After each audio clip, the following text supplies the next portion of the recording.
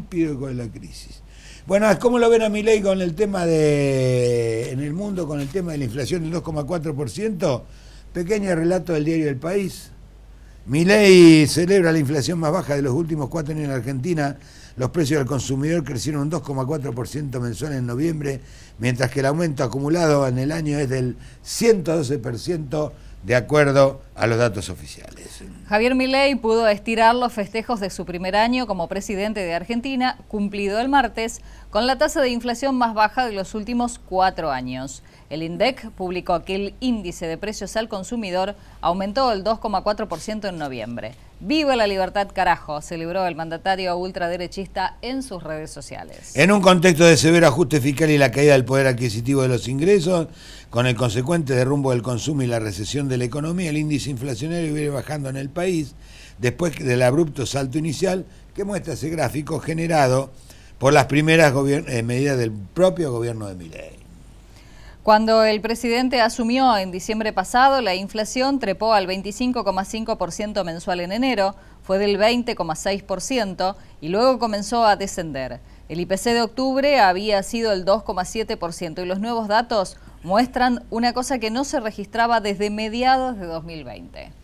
Bueno, todo esto a pesar de que ya los expertos decían que estaba cerca del 3% y que la inflación en Cava, en la Ciudad Autónoma de Buenos Aires, había dado más cerca del 3%, pero apareció este mágico 2,4%. Los sectores con mayor aumento de precios en noviembre fueron educación, vivienda, agua, electricidad, gas y otros combustibles, debido a la suba de alquileres y las tarifas. En contraste, las menores variaciones fueron equipamiento y mantenimiento del hogar, alimentos y bebidas no alcohólicas. El INDEC dio a conocer también la variación mensual de los conjuntos de consumos que definen si una persona es indigente o pobre. La canasta básica alimentaria aumentó a 142.000 pesos por persona. La canasta básica total se incrementó a 324.099. Por persona. Por persona. El sueldo mínimo vigente en diciembre es de 271.571 pesos con 22 centavos. No, tendríamos que parar de leer acá y ya está con esto. ¿Para qué seguir? El proceso de desinflación continúa, cada vez más cerca de bajar al crawling peg al 1%. Bueno, está 150% más caro que el crawling peg, pero bueno, digamos, hay que seguir la caravana. Destacó el ministro de Economía Luis Caputo también desde sus redes sociales, de acuerdo con las afirmaciones de Milei, la evolución de la inflación es clave para eliminar las restricciones cambiarias, el llamado cepo argentino. Según ha dicho el presidente, cuando se logre estabilizar la tasa inflacionaria durante 3 meses, alrededor del 2,5%, el gobierno bajará el ajuste mensual del tipo de cambio o crawling peg del 2 al 1% y liberará el mercado de divisas. El cepo es una aberración que nunca debería haber ocurrido y con nosotros se va a terminar el año que viene y para siempre, dijo Milei el martes cuando hizo un balance de su primer año en la Casa Rosada. En su discurso también prometió el fin de la recesión. No prometió el fin de la recesión. Perdón, colegas del país. Dijo la recesión terminó. Y ahora empieza el crecimiento. Sí. Y la eliminación del 90% de todos los impuestos. Me da vergüenza tener que explicar que esto es una de las mentiras más supinas que se han dicho. No va a haber ninguna, ¿no? Pero no se hagan ilusiones que se va a eliminar el 90% del impuesto. Bueno.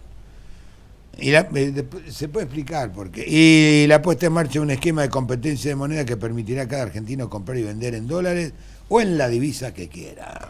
Como ya ocurrió en otros momentos de la historia reciente de Argentina, la medición de la inflación está atravesada por tensiones políticas. Los técnicos del INDEC han elaborado y tienen lista para instrumentar una nueva fórmula de ponderación del IPC que reemplace a la vigente desde 2004. Bueno, esto lo dice solamente los diarios extranjeros. Insisten que sobre la base de los cambios de los patrones sociales de consumo, el nuevo índice va a tener mayor incidencia en los costos de la vivienda y de los servicios, de los abonos a plataformas digitales que no existen en este costo de vida, del transporte y la comunicación, entre otras variables. El Ejecutivo viene demorando su aplicación para evitar un salto en la medición de la inflación.